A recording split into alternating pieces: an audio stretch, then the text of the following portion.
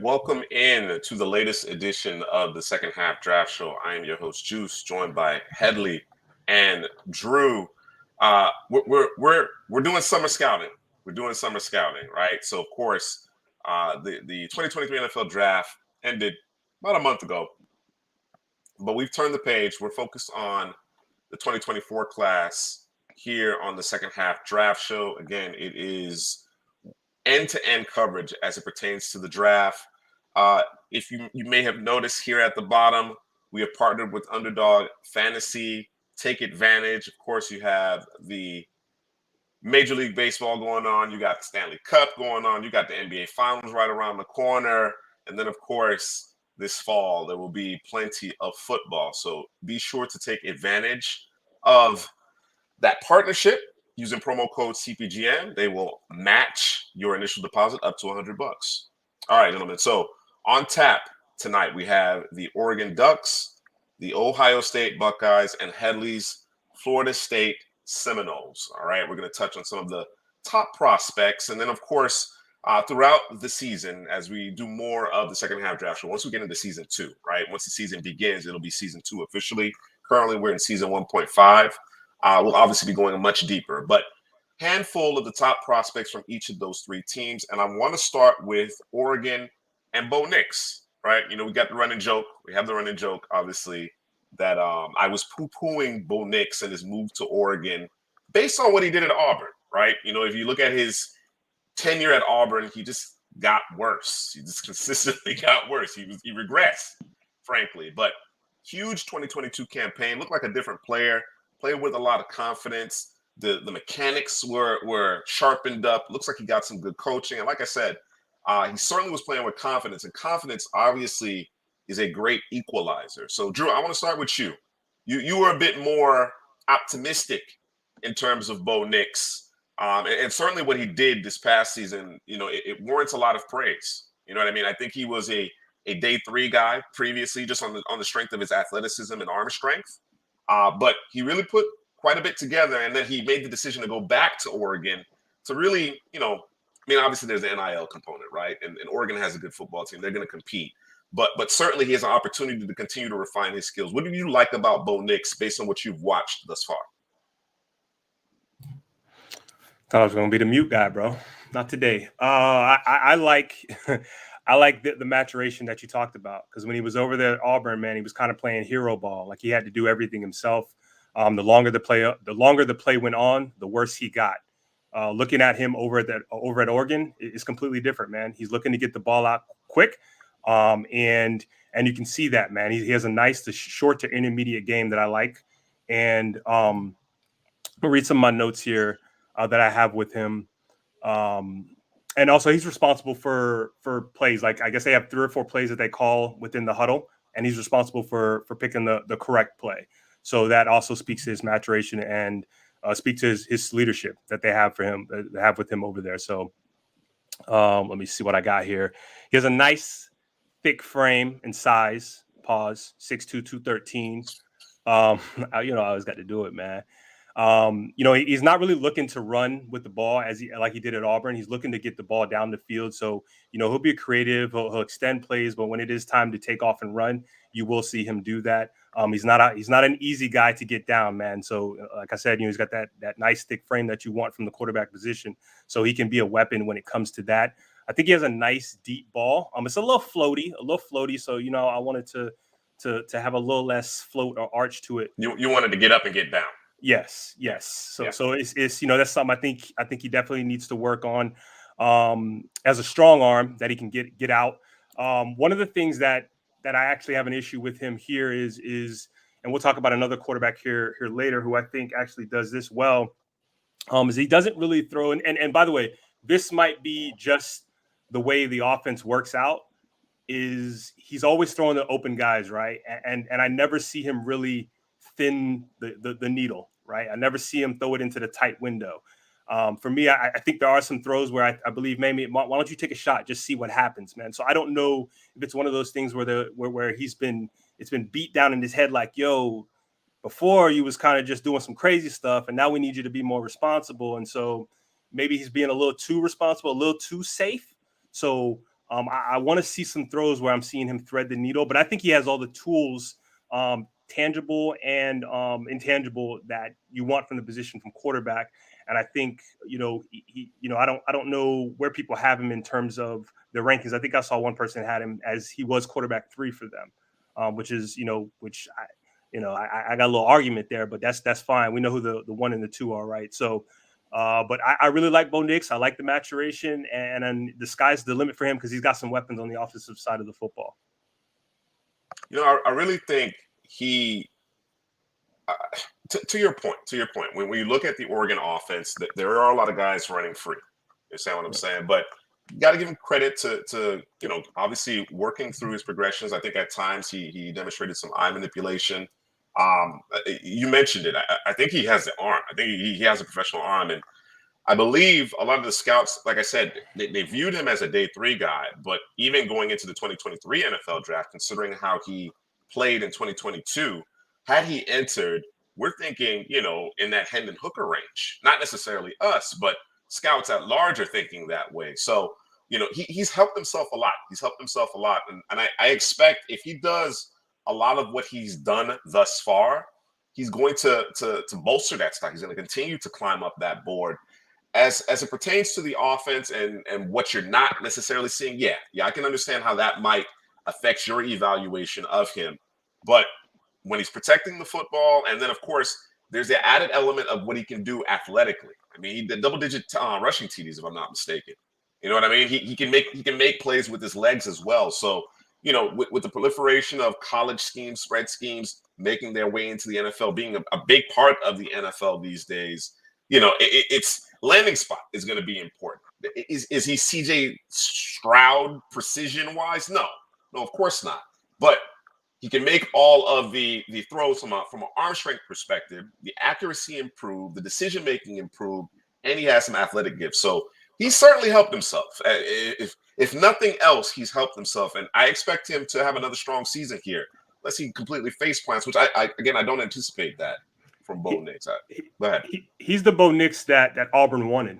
Like that's where he's at right now. So, we'll see what it looks like this year, but it'll be interesting, man. The Pac-12 is going to be crazy, man. He's a big part of that in the Pac-12. So one of the big things, like I said, that from an improvement standpoint that I really appreciated was the fact that his mechanics were cleaned up.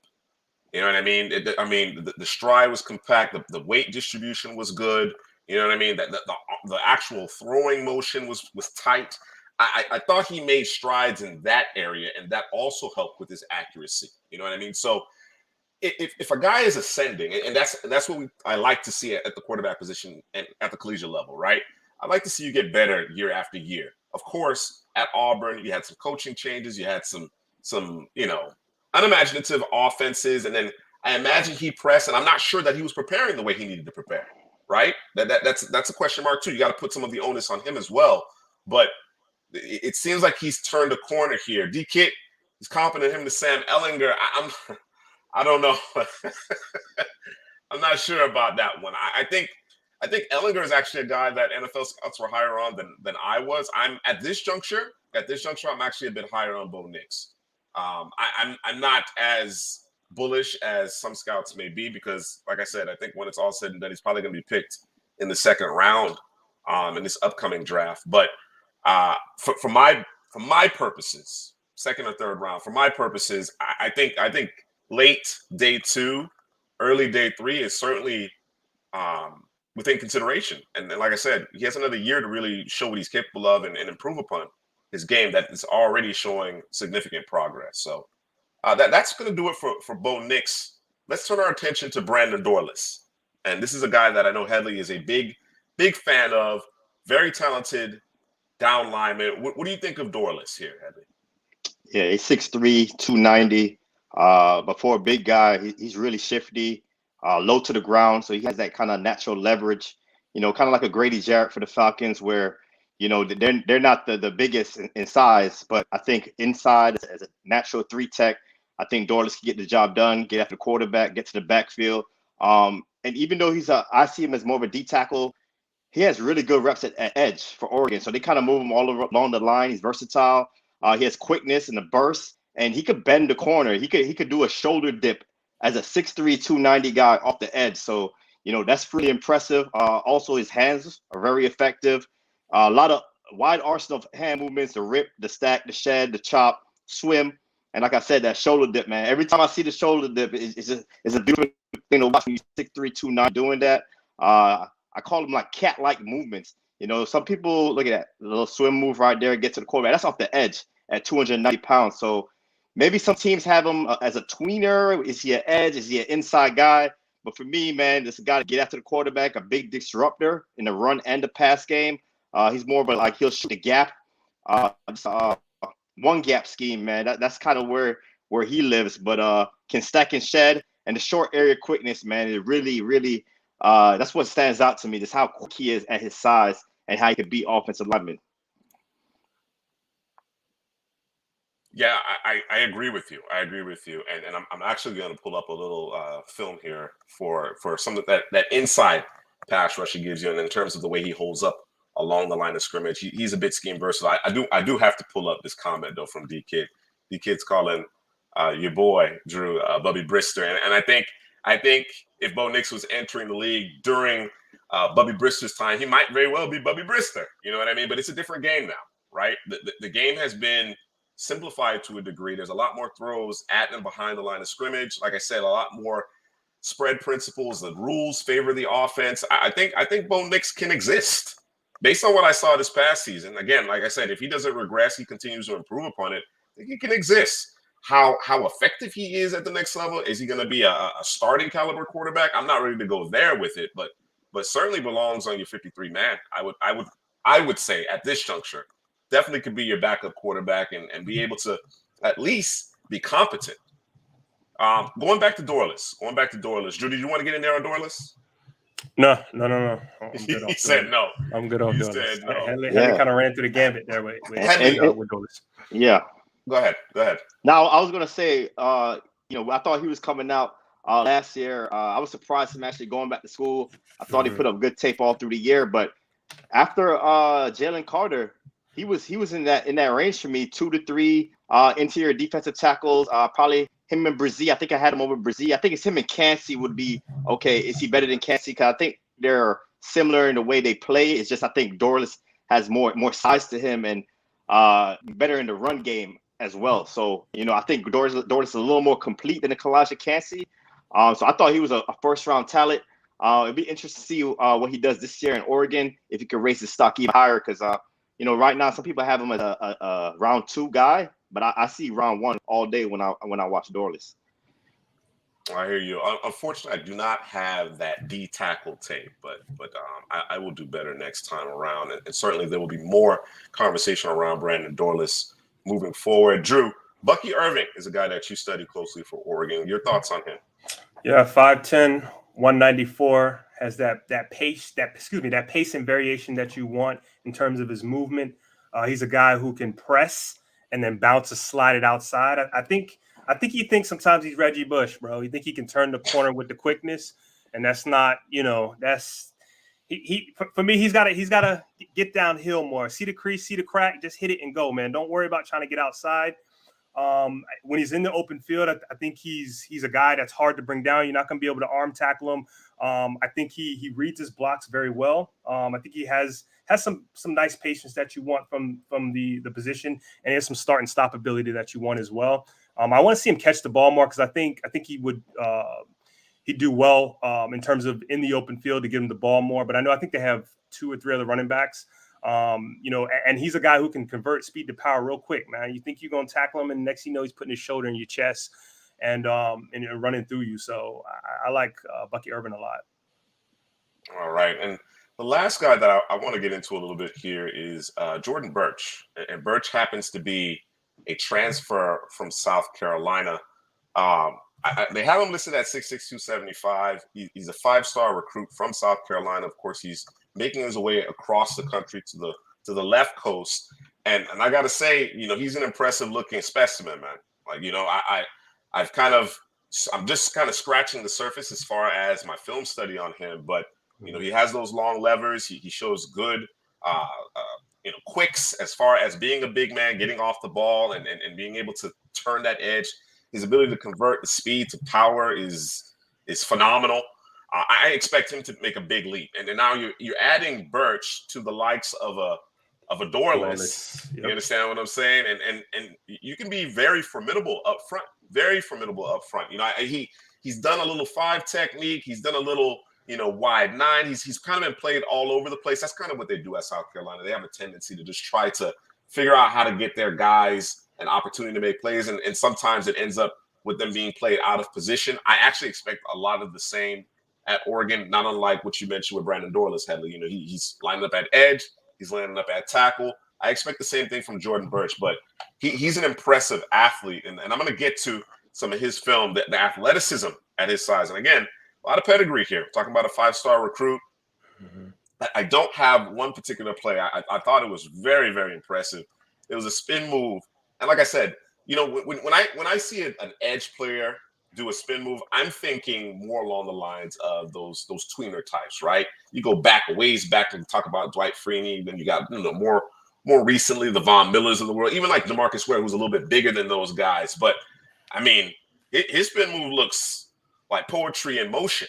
You understand what I'm saying? It's like a power spin, but it looks like poetry in motion, and he's a substantially bigger player than those guys. So at least he's listed that way. Certainly looks that way. But yeah, man, I think he could really make his way into those conversations, right? There's always a handful of players who nobody's really talking about, or there may be some rumblings about, but certainly we're not considering them early within the first 50 to 75 selections, right? Jordan Birch strikes me as that type of player. Of course, he's a junior. He's going to have more eligibility. Who knows if he actually comes out, but he is draft eligible. So I'm looking forward to seeing him play in 2023. And I just want you guys to check out the athleticism from the big man. All right, this is the end of it, but watch him drop in the coverage here. Make this play, avoid the chop block, make the catch, and we out the gate. We out the gate. Nice. Yeah. He's different. He's different. And again, I don't know that many people are familiar with him. Certainly, he doesn't have a ton of counting stats because of the way he's kind of deployed. There's things to be worked on, right? He can get a bit more polished in terms of the secondary and tertiary moves, but that primary move and some of the physical tools that he already possessed puts him in that area of like, I just need to work with him. We just need to get the right coaches to get a hold of him, right? I got another clip here where he takes care of business against Joe Alt. You know what I mean? And of course, it's just one rep, right? We won't want to overreact to one rep, but an impressive rep nonetheless. But before I get to that, any other Oregon Duck, anybody we've already discussed that you guys want to touch on before we move on to Ohio State? Yeah, I wanted to talk Troy Franklin, wide receiver, Bo Nix, #1 guy. I think DCAT left a comment about Troy Franklin, elite speed. He just runs with his effortless gear, with his route running. It's just subtle moves at full speed to break a DD off the top. It's some guys that they could make moves or whatever, but it's not as subtle and not as quick and it's not as explosive as Troy Franklin. He has a versatility play inside or outside. I think he's a mismatch, especially in the slot, man. If you're gonna put a safety or even like a nickel corner on Troy Franklin, he's gonna run by those guys.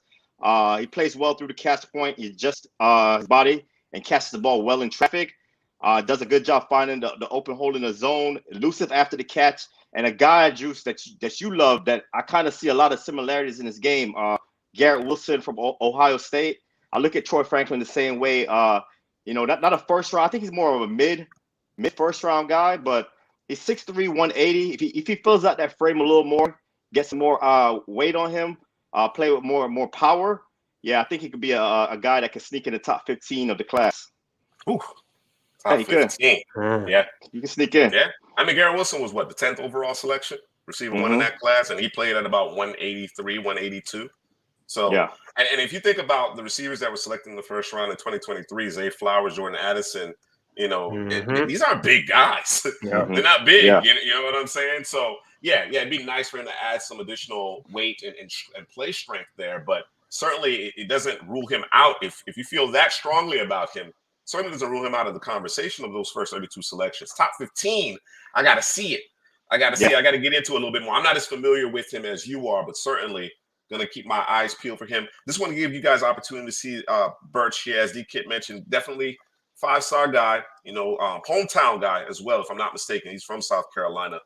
Right here at the top, left tackle Joe Alt from Notre Dame. Him and Olu Fashanu are considered the top tackles in the 2024 class. Just get a sense of his ability to get off the snap here. That is Birch and the power. You know what I mean? I mean, like I said, one snap, but the flashes that you see from this young man, and like I said, he's going to go to a better team, a better coach football team. I expect him to take a leap here. I definitely expect him to take a leap here. And as we transition to Ohio State, I did find that interior D-line work from your boy Dorless. So I'm gonna pull that up in just a second. I don't want to do Brandon Dorless a disservice here. So let's move on to Ohio State, Drew, and let's start with our top guy, Marvin Harrison, and then I'll grab that footage as well. You're on mute, Drew. Damn, got me. Gotcha. Damn. Is this the number one player in the country, period, across the board? I know we got Caleb Williams out there. You got Drake May out there. Is he the number one guy out there?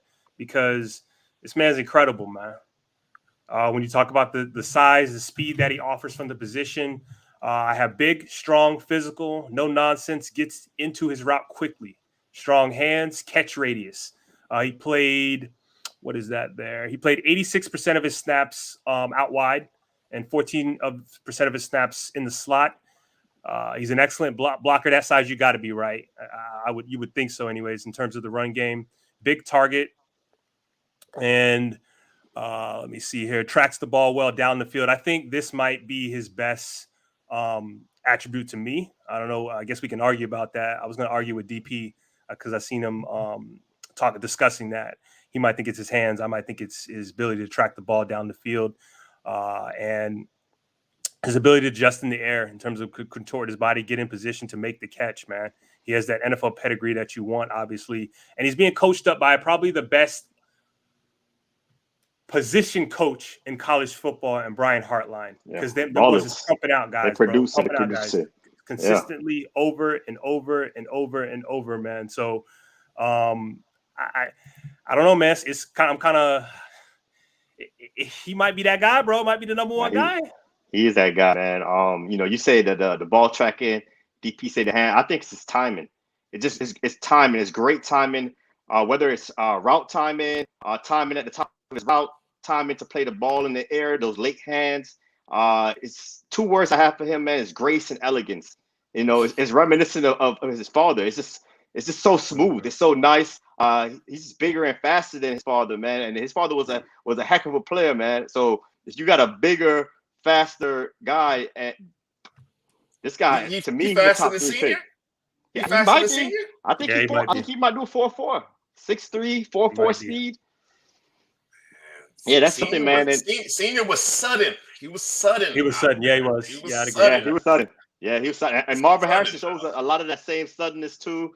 He tracks the ball exceptionally, like Drew says. It gets open quickly.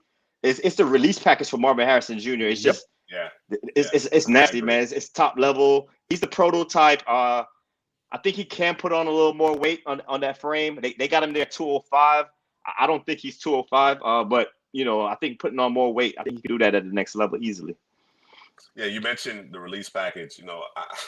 Watching him stack Kalen King, and I know Drew did a little bit of a breakdown. You know what I mean? He beat him off the line very quickly, and then he immediately stacked him, and that's the polish. That stacking aspect of it is really the polish that I like from him, right? It'll be interesting to see how he tests, but yeah, he's a real deal. He's a real deal. He's going to be in the argument. Certainly, he's going to make a case for being the top prospect in the class. I do want to get to some Harrison Jr. footage, but before that, let's bring back in Dorless so you could get him. I think he's in a 4-3 technique right here, so let's bring that back in. He is right here. Where is he? He's right here. That 4-eye. Yeah, that's a 4-eye. I see him right there by the left tackle. Between the guard and the tackle, and the tackle's inside shoulder here. I believe that's Blake Freeland, if I'm not mistaken. Yeah. Oh, look at that. Oof. That first move was bestial. You seen that first move? Yeah, movements. He kind of paused. Look at that. Movement. Everybody's slanting, and Dorless is just sifting through it. Mm-hmm. Because he would have run right into that block, that guard right there. Yeah. That has to be film study right there. Yeah, that has to be film study. They'd have cleared him right out with the quickness too. Yeah. We got a few comments here from D-Kit, and he's talking about Harrison and Ibuka, excuse me, the other receiver there.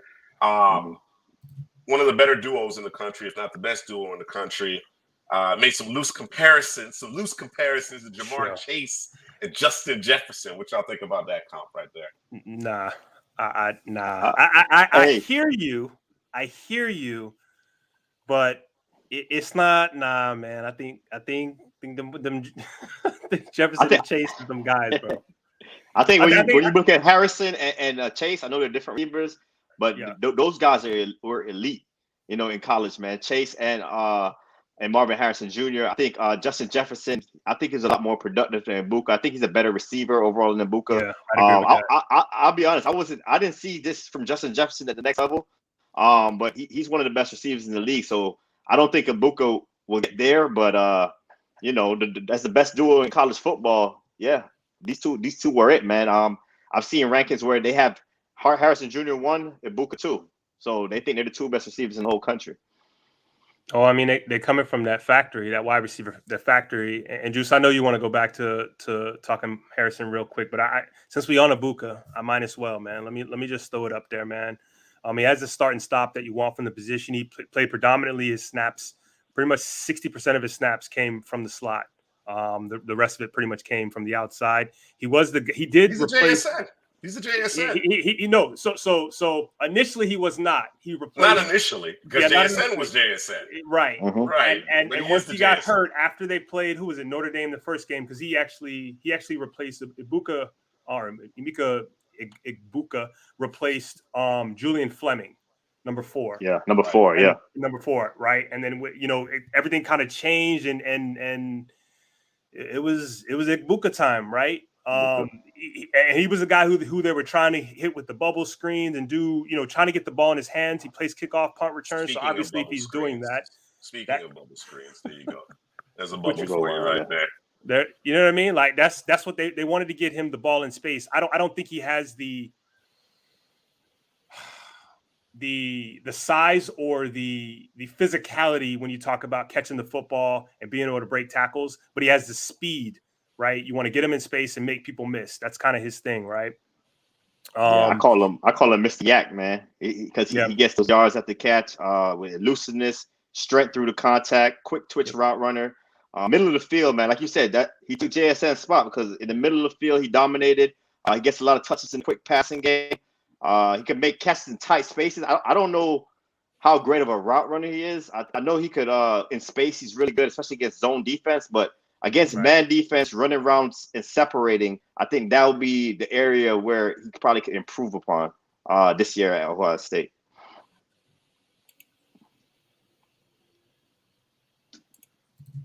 The kids say Tay Banks, man, shut Harrison down though.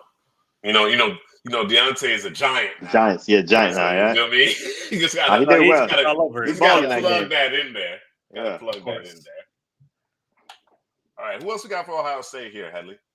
JT Tuamola, and that Penn State game, he dominated that game, man. He had 2 interceptions, a touchdown, 3 sacks. That was like his coming home party.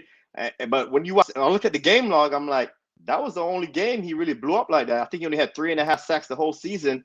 Who's the guy you mentioned the other day, Drew, from Michigan? The guy that I like that the Cowboys drafted, the edge. The guy Cowboys drafted from Michigan. Taco Charlton. Yeah. I made the same mistake with Taco where he had like 2 or 3 really good games. I scouted those games. I thought he was the guy, but when you look more and more at the game log, he just blew up those games. And Tuamola, I think he has a lot to prove. But on tape, man, he's a game changer on the edge. Don't want to get caught up in that one game, like I said, but he's not super productive in sacks, but affects the game. Good blend of power, speed, hand hand usage, athleticism. I think he plays the run a lot better than the pass right now. But I think the pass rushing upside is there because of his athleticism. I love how he extends his hands. They kind of move him all over the field. Saw him standing up, hand in the ground. I see him off the ball at times. He has that inside-outside versatility because he's 6'3", 270. So sometimes they play it inside or outside. And those hand counters that he plays with, I think he's going to be a guy that's going to blow up this season at sack total. I'm looking at double-digit sacks this year and potential top 10 pick in this class. The notes I got for him: can't be blocked by tight ends, too strong, hands are active. Made tons of plays in the 2022 Penn State game. That was his highlight. It was a clinic. Just taking it run, man. It really was a highlight reel of it was crazy, film, man. Bro. He has a high motor, never quits. Run plays down pretty much from anywhere. He does allow himself. I know Headley said, he thinks you think he's a better run defender than a pass rusher. I think he's actually probably a better pass rusher than a run defender. But he's playing a lot of teams that do the RPO. You got to stay home, those types of things. Because I think he gets sealed off at times too easily, man. So I'm not sure, what he's trying to do there. But I think he has variation in terms of his rush. Decides to, if he decides to bull rush and go with some speed, can go to the speed to power thing. So like you said, you want to see more production, obviously, especially when you watch a tape like the Penn State game. You're like, all right, okay, well, where's the rest of it? So, we want to just see more of that. I'm not saying you got to get 3 sacks and 2 interceptions or nothing like that, but you just want to see the production you want to see an uptick in that production. Fair enough. I mean, the Penn State game really put him on the map, right? Mm-hmm. There's a lot of expectations for him, and I think D-Kit made a good point. He just seems to have a knack for making plays. Now, things get lost in translation, though, because as you mentioned, Headley, you're looking at the game logs to get a sense of what kind of game what tape you want to watch, right? That's generally what you look at the game logs for when you're talking about interior linemen. If you're looking at it, the offensive side of the ball in terms of offensive line, and you're thinking about, okay, who did they play against? Let me identify those matchups and things of that nature. Defensive linemen, especially guys who play in the interior as well, their impact isn't always reflected in the box score, right? I think you made a great point. There are times where he gets lost, you know what I mean? And then there are times where he's dominant and can take over the game. I think that innate ability to make plays, though, is something that you put a little bit more stock into. But if it's that onesie-twosie type blow-up type situations and you're not making plays, and when I say making plays, I'm not necessarily talking about counting statistics, but creating opportunities for other players, then that's where you can get lost in the sauce a bit there. But I must say that Penn State game was very exciting to watch. It's been a while since I've seen a down lineman, his tape in a single game be that exciting. You know what I mean? He was everywhere. 2 picks, sacks, tackle for loss, I mean, he did it all. So I'm expecting big things from him. You know what I mean? He was a highly touted player coming out of high school. So I expect him to take another step here and like you mentioned, really cement his name in this 2024 class. All right. I want to touch on the backfield here at Ohio State. No more C.J. Stroud, but the running backs, pair running backs. Travion Henderson, a lot of people are very familiar with because of how ballyhooed of a high school prospect he was coming out of, I believe, the Virginia area or was it Philadelphia, Pennsylvania? One of the two. At any rate, 5-star guy. That freshman season, that true freshman season was awesome. He was breaking Archie Griffin records. I think he had over 20 total TDs. Mm-hmm. I mean, you saw the burst, you saw the speed, you saw the second and third level elusiveness. What I really was impressed by was the vertical cuts and what he did in the passing game. Just get him in space. And you let his acceleration take over. We're talking sub 11 seconds in 100-meter in high school.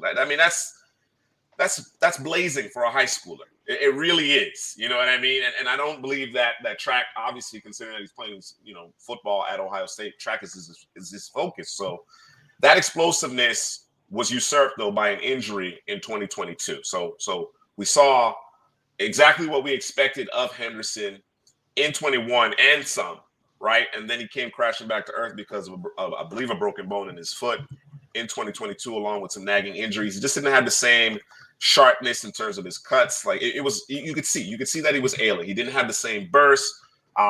he wasn't running behind his pads. There was a lack of physicality in 2022, but again, he wasn't healthy. I'm expecting him back. Apparently, the reports are he's back to 100%. So I'm expecting big things from him. You know what I mean? I'm expecting those big, splashy plays with that speed, with that burst, with that agility, with those vertical cuts. You know what I mean? Where he doesn't necessarily lose speed. His running mate, Mayan Williams, was a revelation last year, right? You know, the big bowling ball of a back, right? Not the tallest, but he's thick. You know, stocky build. Very, very difficult to bring down. He never seems to go down on first contact. I was really impressed. And he really saved Ohio State as far as a running game. They had some younger guys who also stepped up, but Maya Williams carried them at times. When CJ Stroud had a couple games that he wasn't necessarily effective. Trevion ain't no Eric Gray. You know what I mean? I mean, DK putting on for his Giants, man. Got to. I respect it. But want you guys to check out just a couple of brief clips here on Maya Williams. Like I said, you know, bowling ball, man. I mean, that's absolutely, yeah. Absolutely. He doesn't have, you know, Henderson's burst or speed, doesn't have that home run speed. But like I said, never goes down on first contact. He doesn't give you a whole lot to hit. He'll drop the shoulder. He doesn't run out of bounds. And I think he has nice, nimble feet. He's got vision. He's got the wiggle plus vision. You know what I'm saying? Find this green grass right here. Boom. That cut right there, he has an innate feel for finding green grass. And I think he's the type of player that coaches love. He's not special in terms of like the athletic tools, right? But he gets more than what's blocked for him, and he's decisive. He always hits the right hole, and he does not go down on first contact. Those are the types of players that tend to linger. You know what I mean? They may not necessarily be stars at the next level, but they tend to stick around for a long time. He's had some injuries of his own. That's why we didn't really hear of Maya Williams until this past year. You got guys like Master T who isn't better than Maya Williams. Or I mean, he's not even the same stratosphere as Trevion Henderson, but he had injuries, so we didn't get to see him until this past season, really. But I think he really impressed. And even with Henderson healthy again, he deserves to be a big part of that backfield. He should be getting about 40% of those carries, man. If you do a 60-40 split, I think that's perfect. I'd like to see them both get involved in the passing game more too. Henderson was really impressive in 21 in terms of what he did in the open field once he was a ball carrier, catching the ball out of the backfield. Well, when you talk about those two bats, it's kind of like a thunder and lightning type of of feel, right? And so there's always a place for those types of back, depending on what the league, what the teams in the leagues need, right? So, but yeah, Mayan is he's something. He got something, bro. He got something. But DK, real quick, to answer your first question that you had asked coming into the show, in terms of DeAndre Hopkins. I think it's the Giants or it's Cleveland with DeAndre Hopkins. Just want to put that out there. That's just my. Cleveland. You think Nuke is ready to get on with Danny Dimes? You think so? I mean, Brian Dable. Dable. It's the Brian Dable effect. It's a Dable effect. Okay. But and then to answer his other question, Cade Stover. Yeah, I can't figure him out either, bro. When you look at him, I don't know what he is, bro. He looks like kind of like a tight end at times, and kind of looks like a big slot. I haven't really looked at him in terms of blocking out there, but I'm not sure. And then another guy I wanted to talk about real quick is the cornerback Denzel Burke. He has fantastic short to intermediate game in terms of playing out there on the boundary. He's real physical. You know, I like those corners that are physical, but he's a little too physical. Like I don't know if he can survive without being physical, right? He has to put his hands on the receiver, and it's all the way down the field, man. So something he's going to have to clean up, and I'm interested to see what his long speed is. I'm wondering if you're that physical all the way down the field. I wonder if you scared, bro. You know your feet. You're not that fast, so I guess I don't know. I'm just trying to bring up some reasons, trying to help him out. But I guess we'll see. That's one thing I'm looking at, because we know the secondary for Ohio State last year was trash, especially them safeties. It's not good, bro. It was bad, bro. And I know one of them is coming back. Yeah, Ransom's coming back. They lost Hickman, I think, in the draft, but Ransom should. And Proctor was addition by subtraction. Yeah, that might be. That might be what it is. That might be what it is. Yeah, I want to talk about one more guy, because this is the guy I saw flash a lot more than JT Tuamola is Michael Hall Jr. along the defensive line, and man, I've never seen a team with so many sophomores like that's beasts. They could go back to school, but all these guys come out. But we talking about Marvin Harrison Jr., sophomore, Ibuka, sophomore, Travion Henderson, the running back you talked about, sophomore, Tuamalu, sophomore, Michael Hall, sophomore, Denzel Freshman Burke, class. sophomore, Yeah. Jack Sawyer, another guy, Another a one, five-star yeah. guy. He's a sophomore also, but this boy Michael Hall Jr. is a quick twitch interior player, great hand usage. He just blows up plays in the middle of that defense. Even when he doesn't make the play, he just flashes it, makes another guy make the play because of his disruptive nature. He has the versatility also. I've seen him play over the tackle and win there, sort of like Dorless. He does that also, uses his hands effectively, and he has that low center of gravity. You talk about Mayan Williams as the bowling ball. Well, this guy's the bowling ball on the defensive side of the football for Ohio State, man. So I like him a lot too. I think he's a first-round talent as well. Yeah, a lot of guys out of Ohio State, man. A lot of talent. You know what I mean? It's waves. It's waves of these guys. So a lot of guys to zero in on in this 2023 season. Let's transition to our last team of the evening here, and it is Headley's team. No, let's not.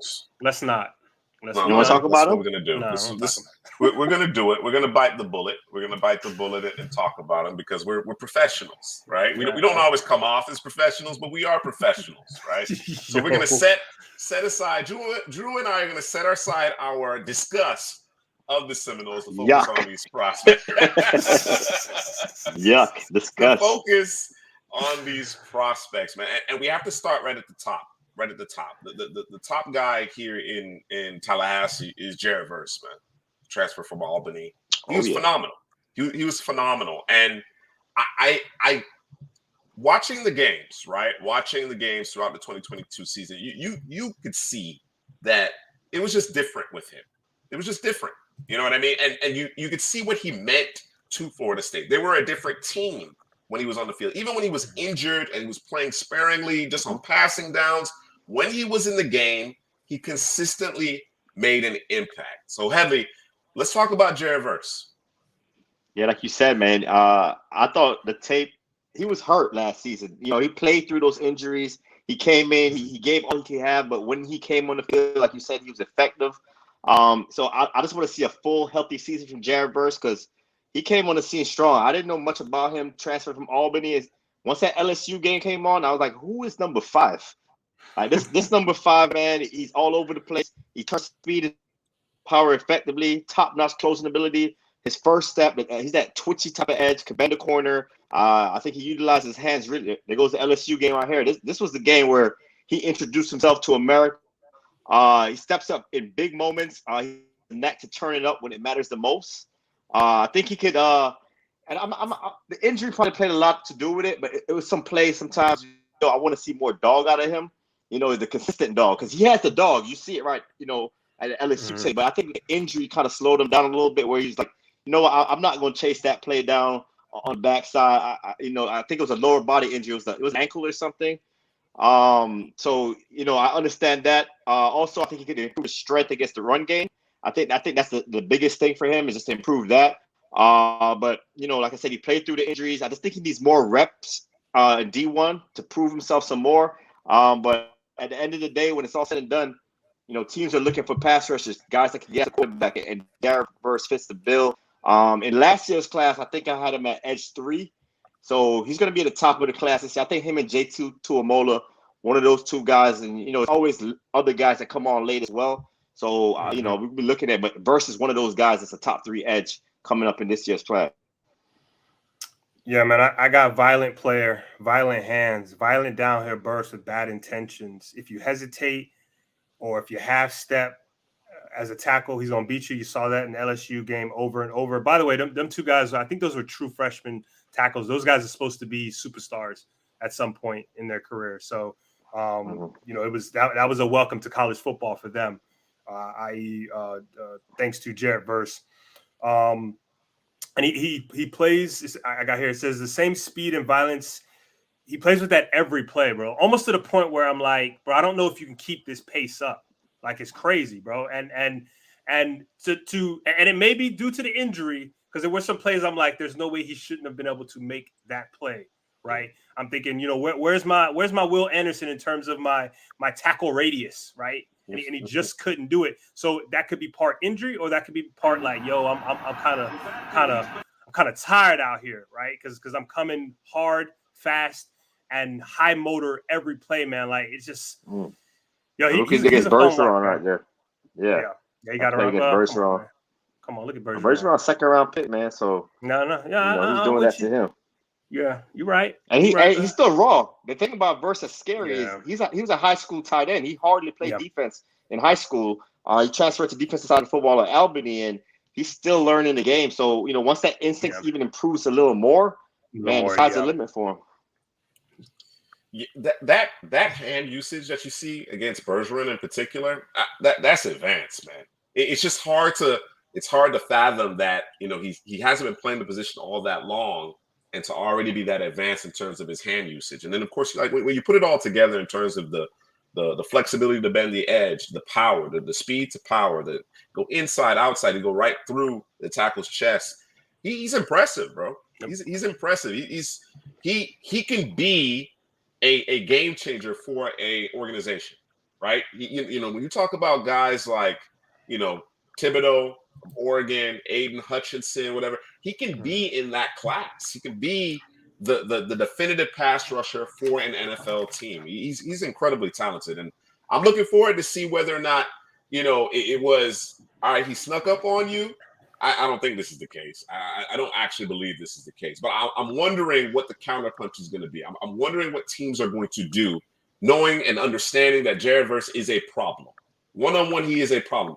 A 60-70% healthy Jared Verse is still a problem, as evidenced based on what he did on passing downs when he was nursing that injury, right? Mm-hmm. So what do you do defensively? Are you going to chip him? What are you going to do? And once that happens, what is his counterpunch? That's what I'm most interested in seeing from Jared Verse in 2023.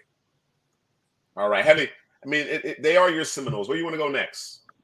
We go on the offensive side of the ball. They got the triplets over there. I know Drew's going to talk about. You like that? Look, I see your face. I said the triplets, but no, I don't. I was confused because I didn't know what the hell you was talking about. But go ahead.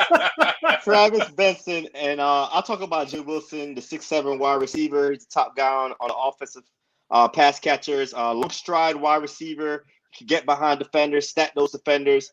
He could go up and get it, but I think the improvement is to win those the catches a little more. He's a little finesse with his high point ability. He uses his frame as a blocker. Like a lot of big receivers, you just got to do a better job of creating separation in your route running. But one thing I do like about him is his release package.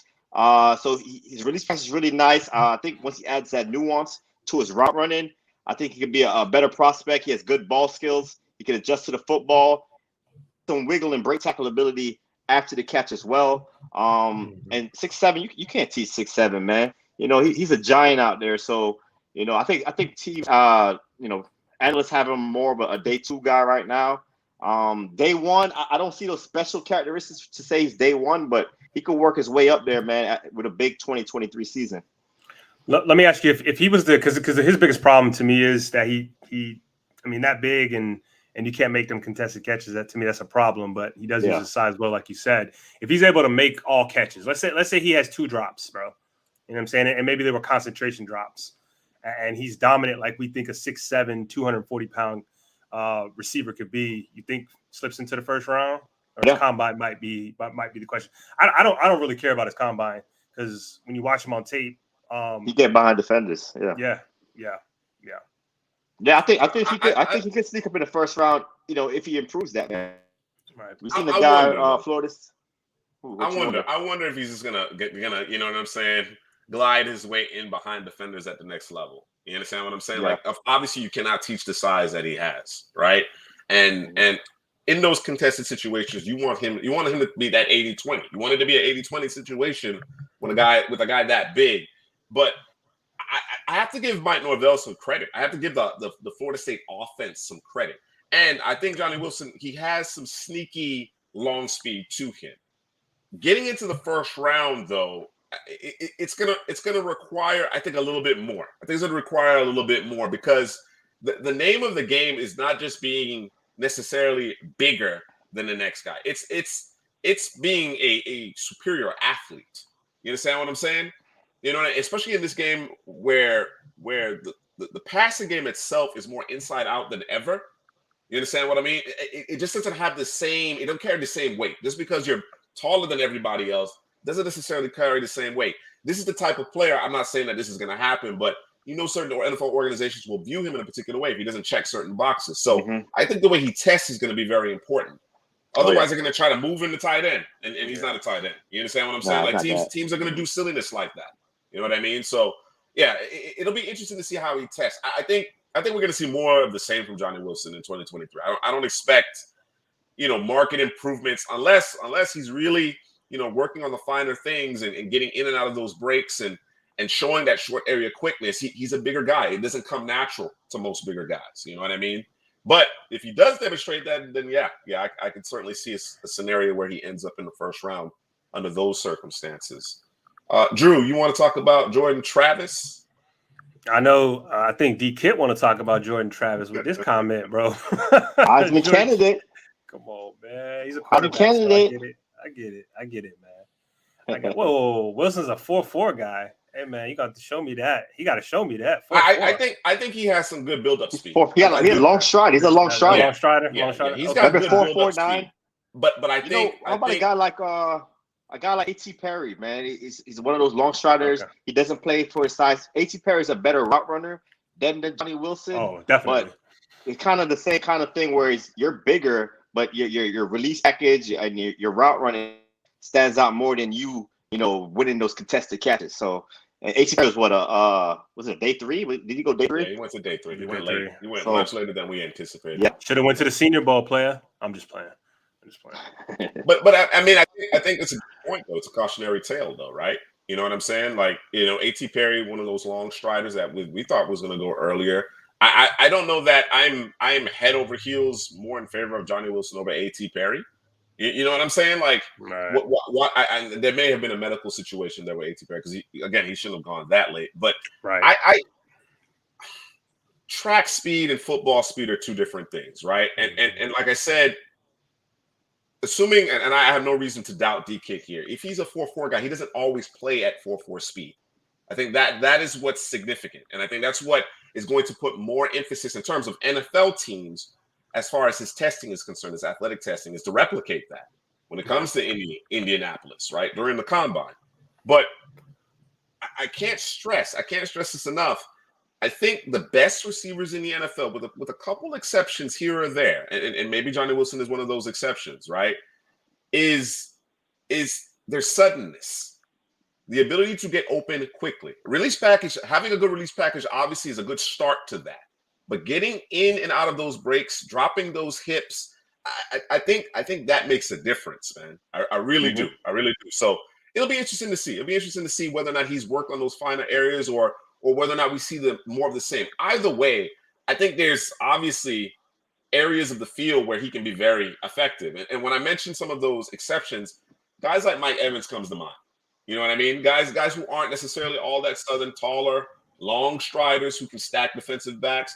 If Johnny Wilson is that particular type of player, then certainly I can understand that. But I haven't seen that consistently enough from him to put him in that rarefied area. So let's get into Jordan Travis. Hey, Drew. Yeah, to speak to DK's point, I don't know if he was joking or not, but there's a possibility that Jordan Travis could be a Heisman candidate and could push for it really hard because FSU has added weapons for this team, and they continue to add weapons. Norvell is doing his thing in terms of the transfer portal, and FSU is on the rise as far as I'm concerned. So, but in terms of Jordan Travis, this is a guy who, when first coming out, bro, he like deer in the headlights at times, bro. And at times he looked like he was the best thing on the field. And it was just kind of like, what am I getting? Right. And I thought he was a guy who would early on would hold on to the football early in his career. He wanted the guys to be wide open. If it wasn't there, he would take off. Now I think he's complete opposite. I think he's a guy who's willing to throw it up, give his guy a chance, willing to thread the needle. I mean, I got my notes. He's a slippery SOB, bro. I got 3 guys like that. I got Caleb Williams, I got Jaden Daniels, and I have Jordan Travis, and they all do it differently in terms of how defenders can't tackle them. I think Caleb Williams is doing it more like he's kind of a running back. He's a bigger guy. I think people don't realize how big he is until they have to tackle him. I think Jaden Daniels is just fast, bro. You just can't get him, bro. It's too much. And then Jordan Travis, dude, just slippery, bro. He just wet bar of soap out there. Just can't take him down for whatever reason, man. But he goes through his progressions. He's willing to give it. He's usually knowing where he's going with the football, which is big for me in terms of what they do over there. And he's an athlete, bro. He can run. He's, that's that new age quarterback, man. So I think he's on the uptick. I think he's going to be a 6-year senior, if I'm not mistaken. So, he's got a lot of experience. He's been in college for a minute. But we always talk about, if you're going to be in college, as long as you're going to be in, as long as you keep just climbing and pushing and pushing and pushing. And that's what he's done. And this might be the best team he's had since he's been at FSU. So it's showtime, baby. Let's go. Yeah, the onus is on Jordan Travis. And like you said, I agree. When initially they rolled him out there to start, I was like, oof, I like this guy. Being a UM fan, I like Jordan Travis. and then you start to see the improvements and the confidence growing. Not unlike Bo Nix. You understand what I'm saying? The thing that really stands out to me about Jordan Travis, on top of all of the development and the palpable confidence that he's playing with now, right, is the competitiveness. Yeah. Like, Jordan Travis don't give up on plays, man. No. And now he's doing a better job of protecting the football. So it's scary. It's scary that everything is kind of coming together, right, for this team. Like, he has the best supporting cast he's had. They've actually have a competent offensive line. They had struggled with that for years, going back to Willie Taggart, even during Jimbo Fisher's time, there was some issues in terms of their offensive line. They've kind of, righted the ship to a certain degree. And then Travis, full command of the offense. Doesn't appear that, the coaches, they trust him.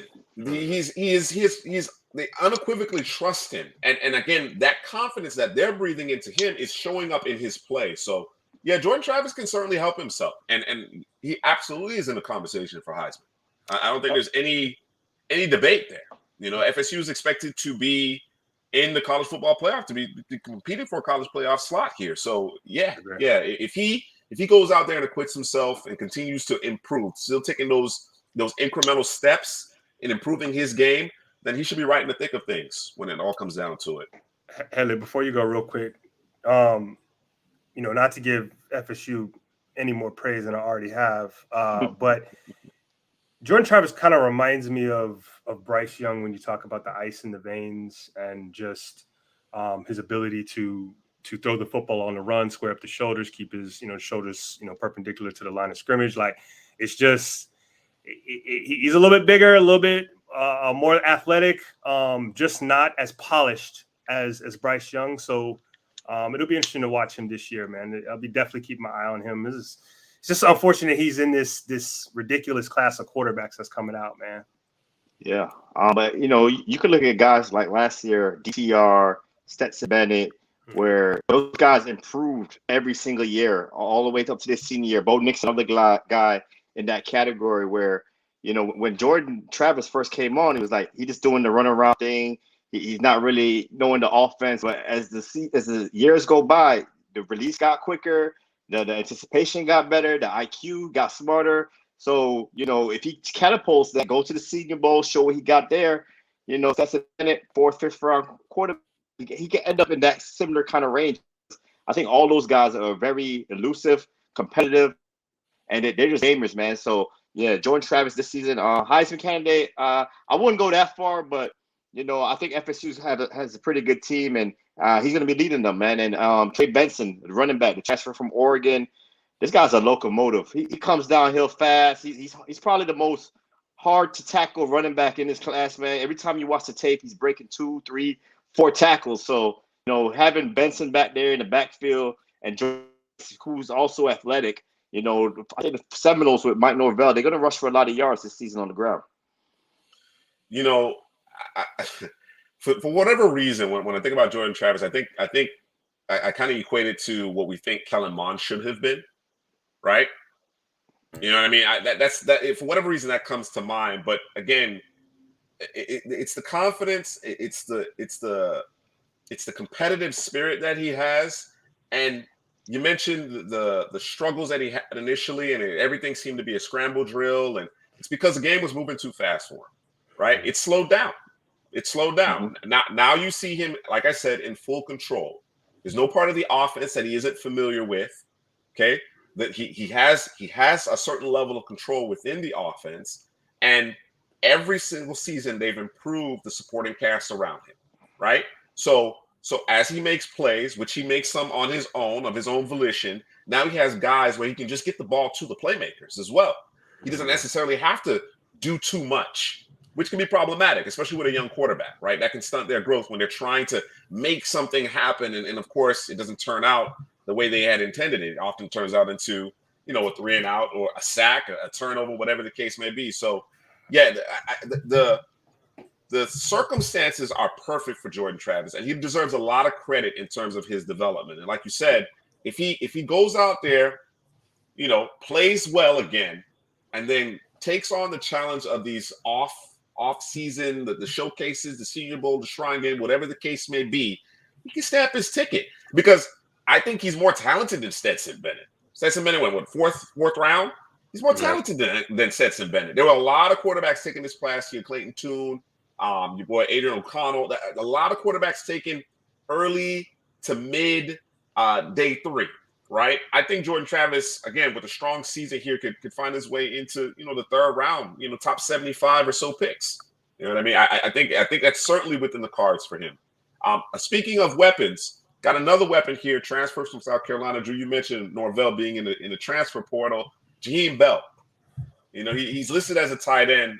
He's an athlete coming out of high school, and that is very much what he is. He's an athlete, and when I say athlete, he's a tight end, or rather a receiver masquerading in a move tight end's body at the end of the day.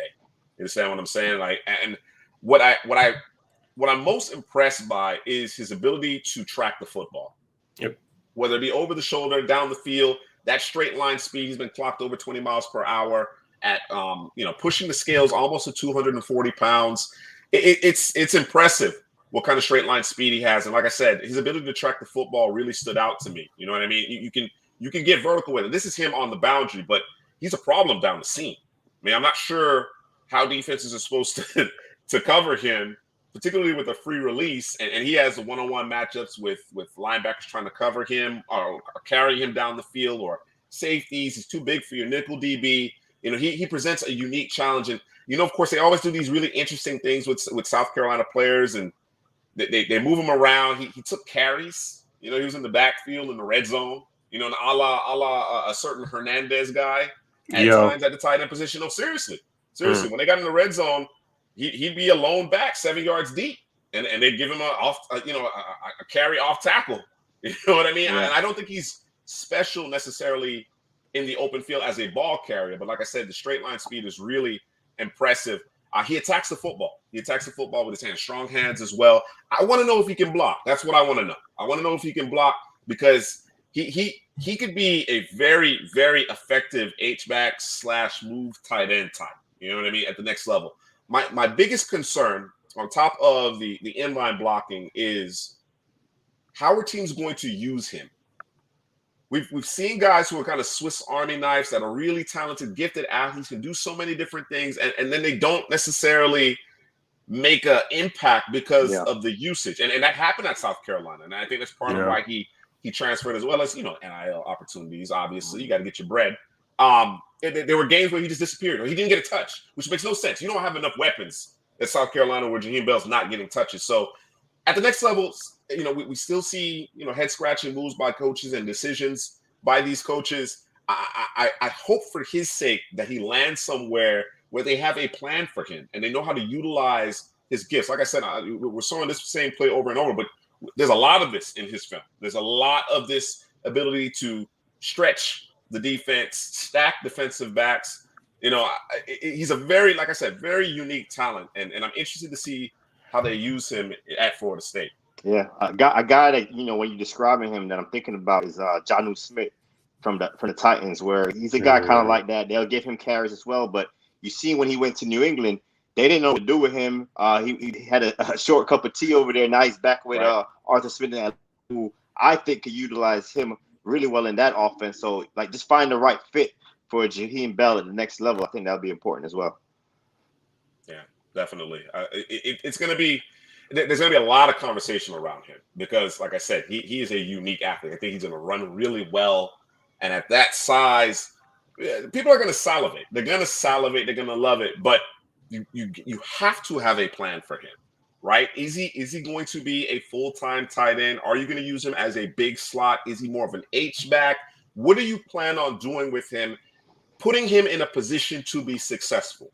Focus on what he does well and give him opportunities. Again, when South Carolina got their head out of their asses, they just found ways to manufacture touches, whether it's a little quick throw in the flat, whether it's a handoff within the red zone. They wanted to get one of their best players, if not their best offensive player outside of Spencer Rattler, the ball. You just wanted to get the ball in his hands. So at the next level, I don't expect him to be used in that type of fashion, but the utility is there. It's just going to take a creative offensive mind that understands what he does well and put him in position to be successful, because there's inherent matchup issues that he creates just because of that size-speed combination that he possesses. And like I said, I think he's really physical at the catch point as well. So if you need him to catch the ball in traffic, he can do that as well.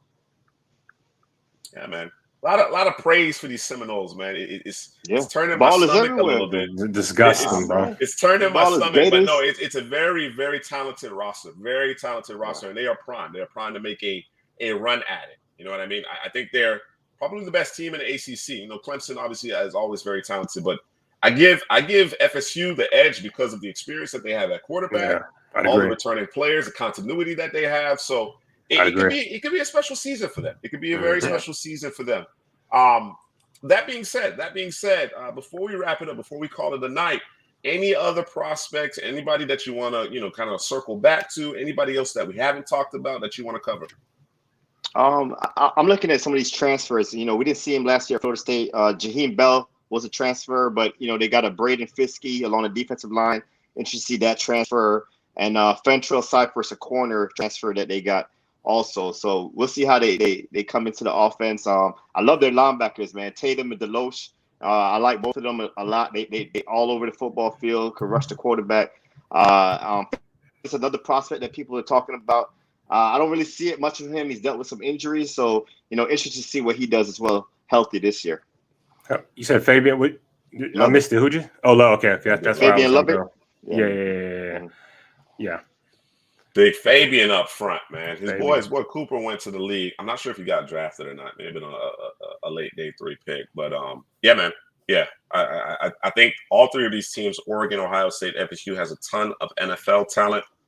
Really looking forward to watching all these players that we've mentioned and learning about additional players here in 2023. All right.